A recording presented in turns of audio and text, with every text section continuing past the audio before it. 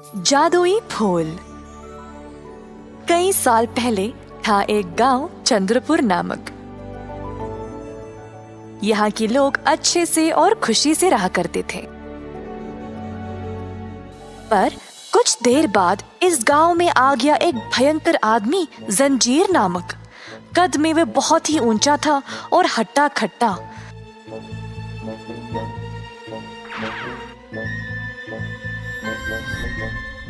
वो बहुत लालची था और अक्सर गांव के लोगों का खाना पीना और धन दौलत जोर जबरदस्ती उठा लेता था।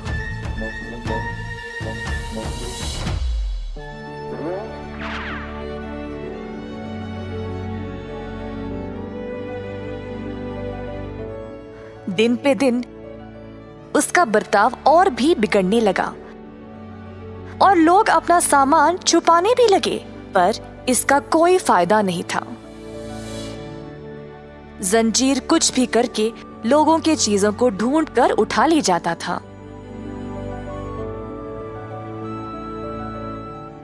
एक समय पे चंद्रपुर एक सुखी जगह था, पर जब से जंजीर वहां पर आया उसने वहां दहशतगर्दी फैला रखी थी।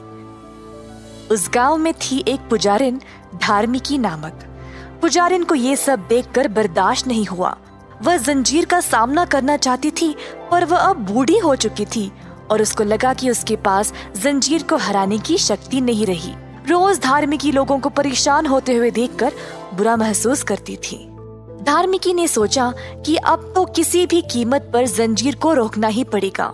सब कुछ बर्बाद होने से पहले धार्मिकी किसी शक्ति का उपयोग करना चाहती थी।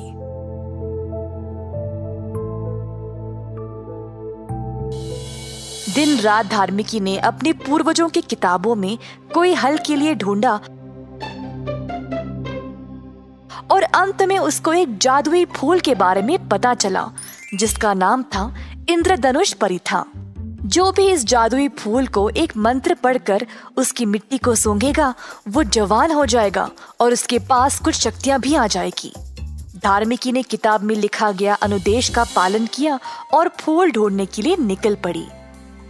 यात्रा कठिन था, पर अंत में कहीं दूर चमकते हुए जादुई फूल को देखकर धार्मिकी ने राहत की सांस ली।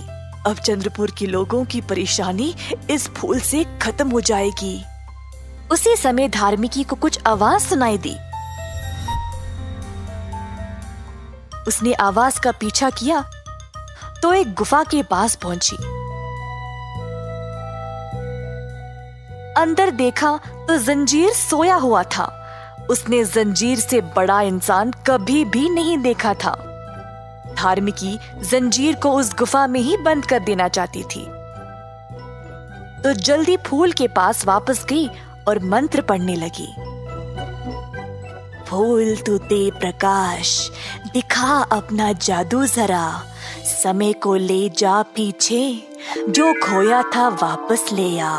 फूल की मिट्टी को सूंघते ही धार्मिकी वापस जवान और शक्तिशाली हो गई। जल्दी वह गुफा की ओर वापस दौड़ी जंजीर का सामना करने, पर वहां कोई था ही नहीं। धार्मिकी परेशान हो गई और इधर उधर ढूंढने लगी। उसको लगा कि शायद जंजीर गांव की ओर चला गया। धार्मिकी ने अपनी शक्तियों का इस्तेमाल किया और उड़ते हुए जंजीर के पास गई। उसने एक पेड़ को उखाड़ा और जड़ों के साथ जंजीर को चारों तरफ से बंद कर दिया। इसी दौरान गांव के सारे लोग जमा हो गए और डर कर देखने लगे, पर ये जंजीर से डरे हुए नहीं थे। उनको ये नई महिला से डर लग रहा था जिसने ये सब किया। धार्मिकी ने लोगों की ओर देखा और उनको अपना नाम बता दिया। आप सब लोग डरो मत, मैं धार्मिकी हूँ। जंजीर को गांव में दहशतगर्दी फैलाते हुए देखकर मैं परेशान हो गई थी। मुझे एक जादुई फूल मिला जिसने मुझे ये शक्ति दी है जंजीर को रोकने के लिए। लोगों को अब तसल्ली हो गई थी कि धार्मिका गांव को किसी भी खतरे से बचा लेगी। चंद्रपुर वापस एक सुखी और शांत जगह बन गया। इस कहानी से हमें ये सीख मिलती है कि उम्र कोई वजह नहीं है खुद को कुछ भी काम करने से रोकने के लिए। अगर दिल से चाहो तो इंसान कुछ भी प्राप्त कर सकता है।